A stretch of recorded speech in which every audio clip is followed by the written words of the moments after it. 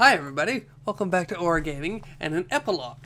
I am going to watch Hellblade feature, because I don't know what it is, and I figured that I should solidify with this now that I have completed the game, because there's a warning at the start of this that says you should complete the game first before watching it. So, here we go.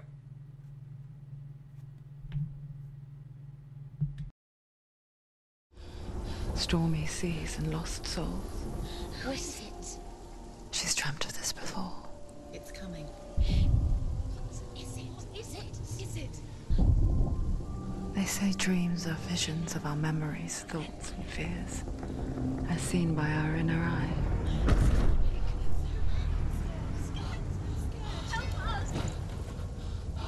But what if each one of us is always dreaming, even when awake? And we only see what our inner eye creates for us.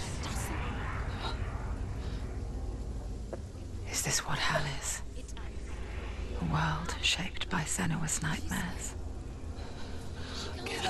Maybe that's why people fear seeing the world through her eyes. Yes, she's scared. Because if you believe that Senua's reality is twisted, you must accept that yours might be too.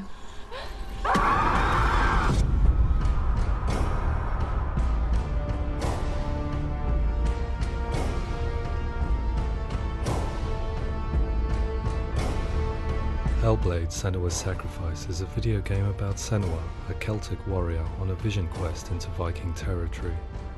But what sets our hero Senua apart is that she suffers from severe psychotic mental illness. He knows she's getting closer. He can feel her coming closer. She's getting closer. They're watching. The original idea for Hellblade was to create a classic hero's journey, a journey of suffering, but one where the fantasy world is not another planet or alternate universe, but a world that is constructed in Senua's mind. But to do so would mean putting psychotic mental illness at the center of the experience, a subject that is still considered taboo, and a challenge that was both terrifying and exciting in equal measure. In Hellblade, the starting point was a newly discovered Celtic goddess called Senua in Ashwell, Hertfordshire. When first discovered, her name was thought to be Senua, a name which I liked and kept. I wondered if Senua might have been a Celtic warrior like Boudica who stood up to the Romans. While the Romans had conquered all of Europe, there was a group of Celts up in the furthest reaches of the Roman Empire that could not be conquered, the Picts. And so the Romans built a wall, called Hadrian's Wall, that spans across Britain from sea to sea to keep the Pictish barbarians at bay. The Picts were known for their war paint, painted on with woad, and their matted hair clumped with lime. And so Senua would be a barbarian Pict in this image. What's your name? Senua. I haven't seen you before. I don't live home much. Oh, Zeno's daughter. I have to go. Wait. Orkney is off the coast of Scotland and was inhabited by the Picts, steeped in history and mystery, and so I made Orkney Senua's home and set the stage for a crisis. In the late 8th century, the first Vikings landed on the Orkney Islands. The population of the Picts crashed thereafter, replaced by the Norsemen of the 9th century. Were they wiped out? We don't know for sure, but it would seem likely given the reputation of the Vikings. The Northmen's brutality is legendary. High-ranking leaders and chieftains of the tribes they conquered were often offered as sacrifice to their gods. The most brutal of these sacrifices was known as the Blood Eagle. I imagine Senua as a young female warrior who returns home from exile to find her partner, Dillion, brutally sacrificed to a Norse god by these hellish warriors from a faraway land. I imagine the horror of this moment and how it would have dragged her deep into mental torment.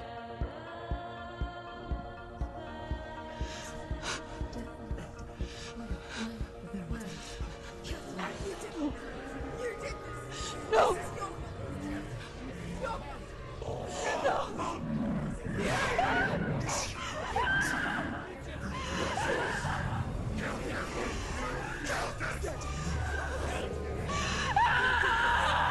came to learn that the Celts had a sophisticated and nuanced perspective on the nature of mental disorder.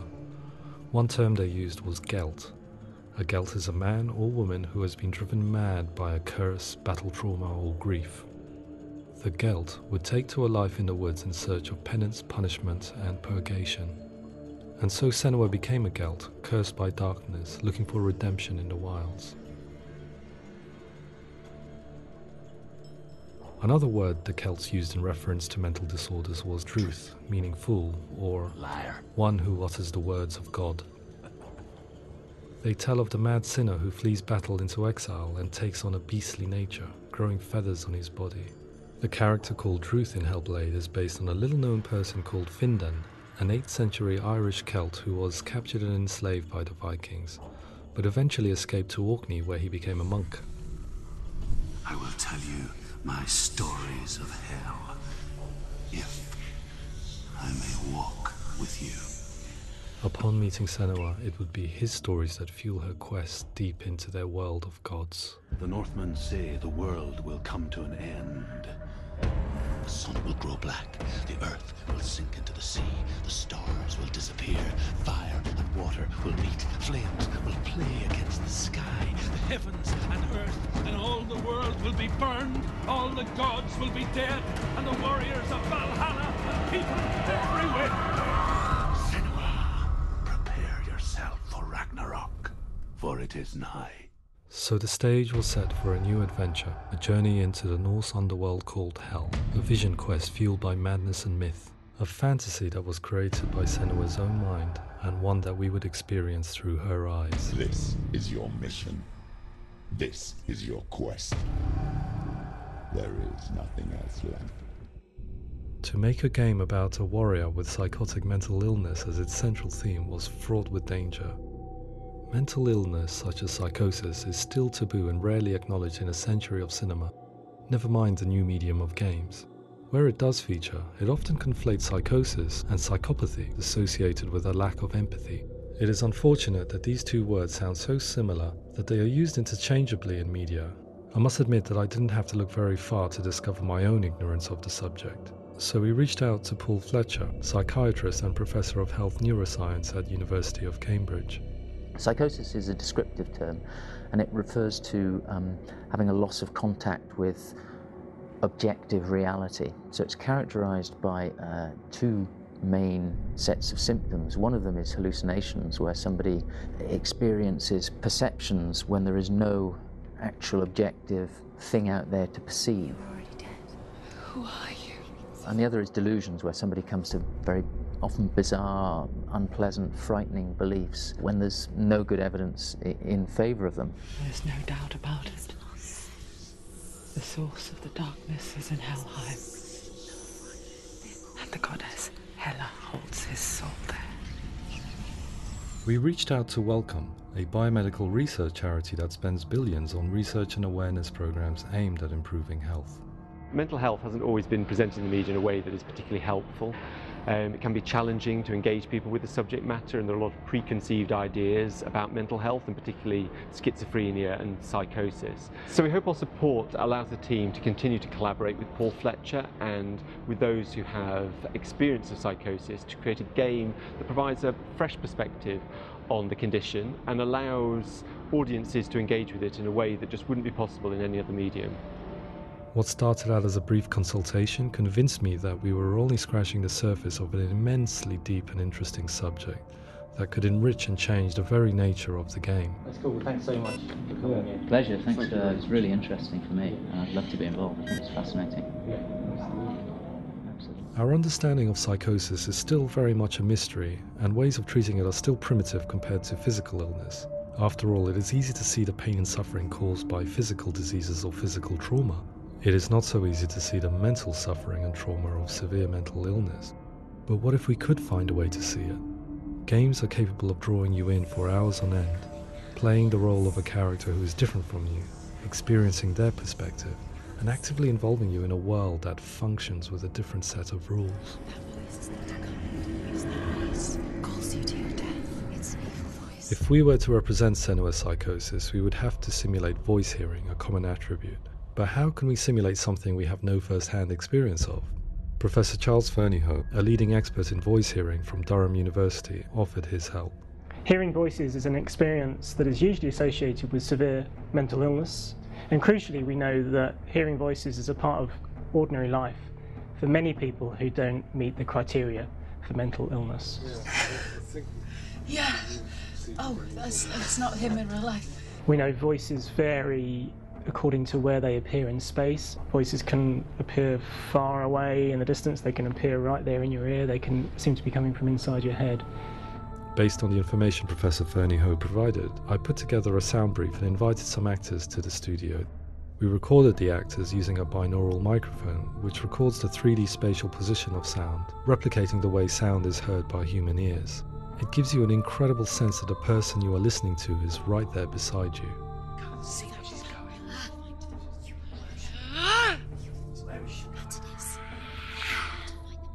Rachel Waddingham from the Voice Collective came to our studio with 2 young voice hearers to speak to our team. We talked at length about their experiences and they listened to our tests, giving us feedback on how we could improve on it. Everyone hates her. She's cursed. It's very hard to represent what this experience is like, partly because it's such a personal, intense, emotional experience. It's testament to how Ninja Theory have been listening to what the researchers are saying, but also crucially listening to the experts by experience. What they've come up with is so compelling. It's by far the best representation I've heard of what these experiences are like.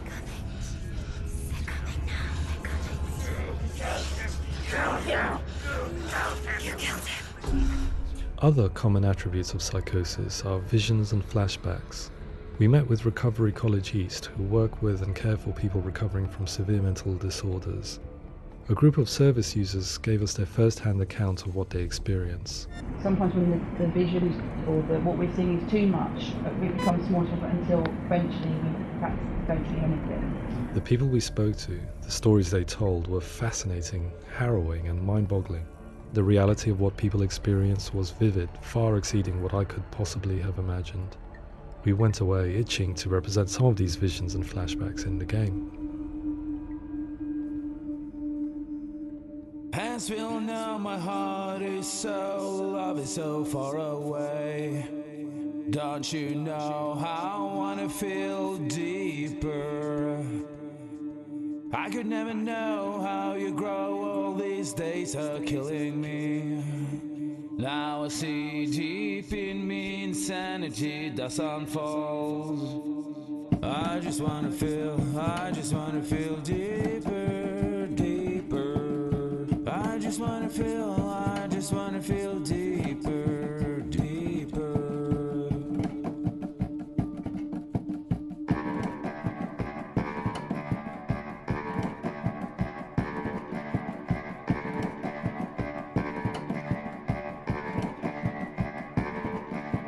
As we all know, my heart is so, love is so far away.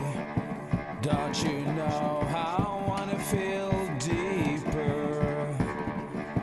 I could never know how you grow, all these days are killing me. Feel like this, read like this, I just wanna live that song. I just wanna feel deeper,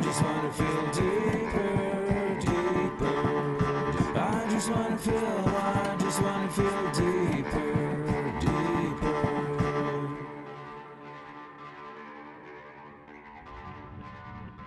To refine our work, we continue to hold meetings with Recovery College East over the course of a year and a half, showing them what we had achieved so far and refining the in-game representations based on their feedback. With their help, flashbacks, visions and changes in perception were woven into the story and gameplay of Senua. The students that are involved in this project are incredibly excited about being involved. They have described the experience as being important because it values their lived experience and shows that despite what we have been through, all of that experience becomes valid, that actually it's something that we should all be talking about. The experiences described range from beautiful to frightening beyond comprehension. I heard of a girl who has to live with an angry voice screaming at her, slamming on her doors and walls 24 hours a day. I met someone who would often see hanging corpses in a room, so real that she would sometimes try to rescue them. The panic and fear that comes with such visions is entirely understandable, and it can be a living horror for some. Worthless, weak, pathetic. Go on, feel sorry for yourself, because there is no one left to do that for you. I was urged by one fellow that we should not shy away from showing this horror, and so I was perpetually torn in making Hellblade. Had we gone too far with our representations, or not far enough? Broken and lost. Just like your sword. Come on.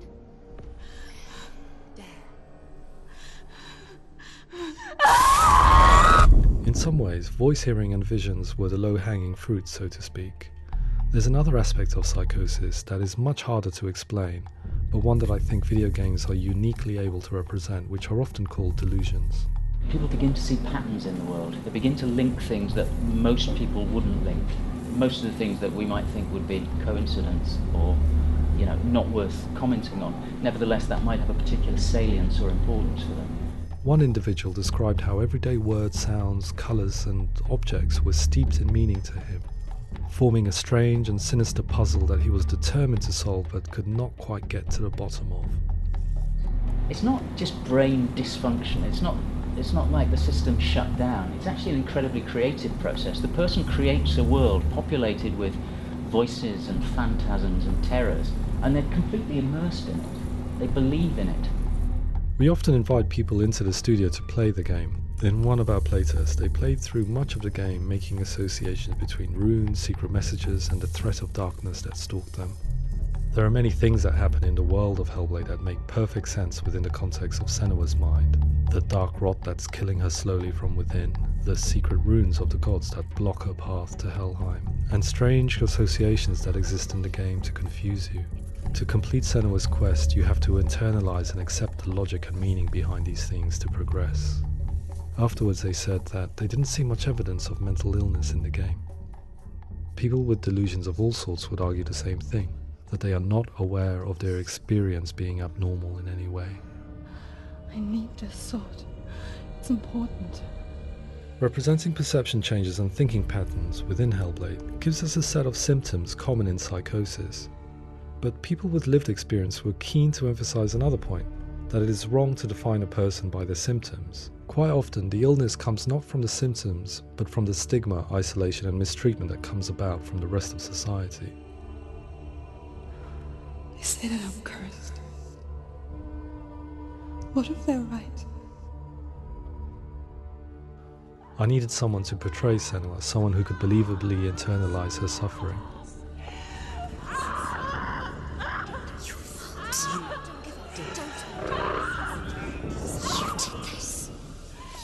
Melina Jurgens, our video editor, had been a stand-in for Senua over a few months while we perfected our motion capture techniques. Without realizing it, she had already auditioned for the role, and I knew her well enough to know that I didn't have to teach her to act, but to relive her own internal pain. As often is the case, those who have suffered mental anguish are never far from us.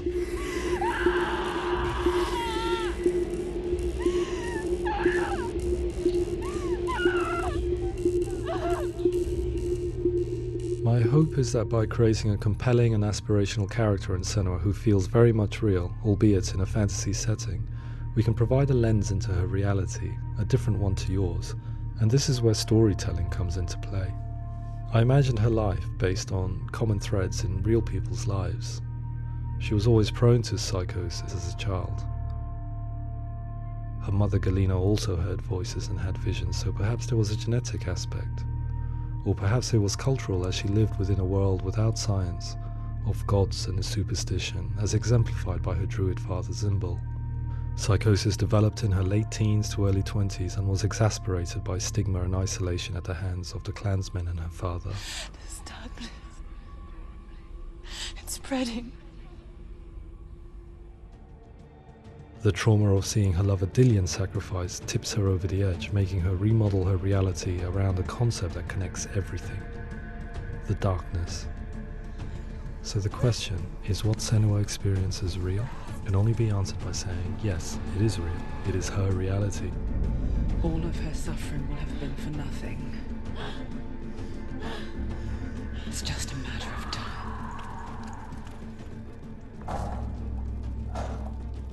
Towards the end of the project, service users and professionals that had collaborated with us were invited to see the near-final game. It was a chance to see if the game had reflected their views or if it had misrepresented them. For me, being involved in especially developing Senua's character has been really important, and being able to bring in my perspective and what I see and what I hear, and having that built into the game has been a real privilege. It's gritty and it's meaty, and there are some tough subjects in there that are being tackled with honesty.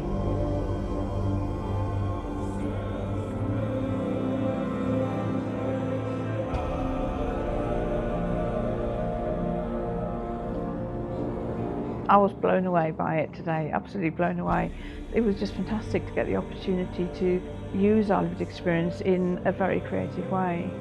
There's nothing tokenistic about the work we've put in. It feels like we've been listened to, things have been taken on board, and I think there was a lot of realism in the game itself, and it feels very authentic.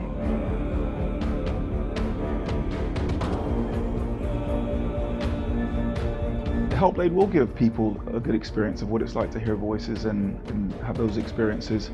I'm glad that the guys at Ninja Theory kind of asked us to come along and help them build an experience that's positive when it comes out, and get myself a copy and have a go.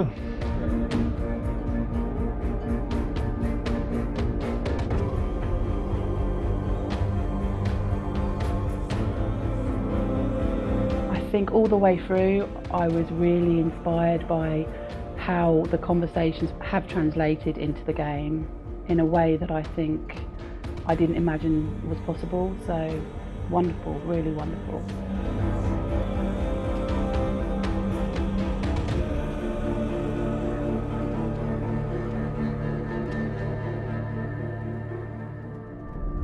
I really hope that others will follow the lead they've set and use the power of something like a video game to change people's perceptions, to increase understanding, and ultimately to make some of the stigma around voice hearing and other experiences go away.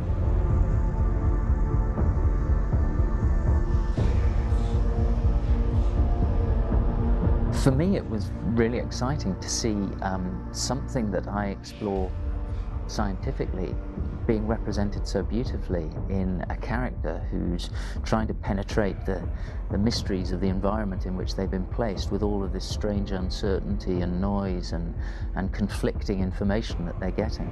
I'm very excited by this way of trying to represent mental illness, because I think it actually might be offering us insights that we wouldn't get from pure scientific explorations, and actually giving us quite an empathic view of what it might be like.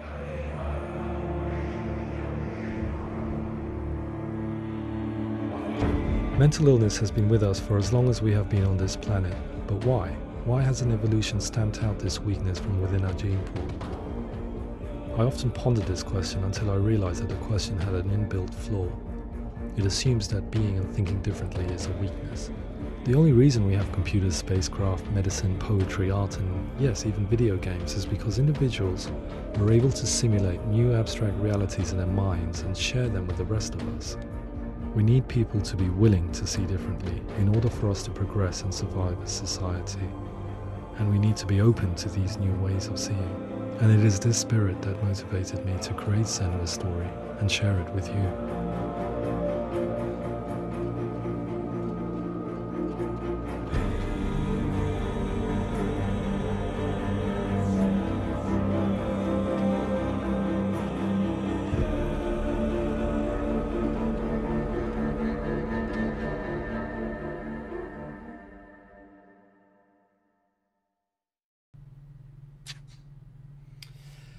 That was beautiful.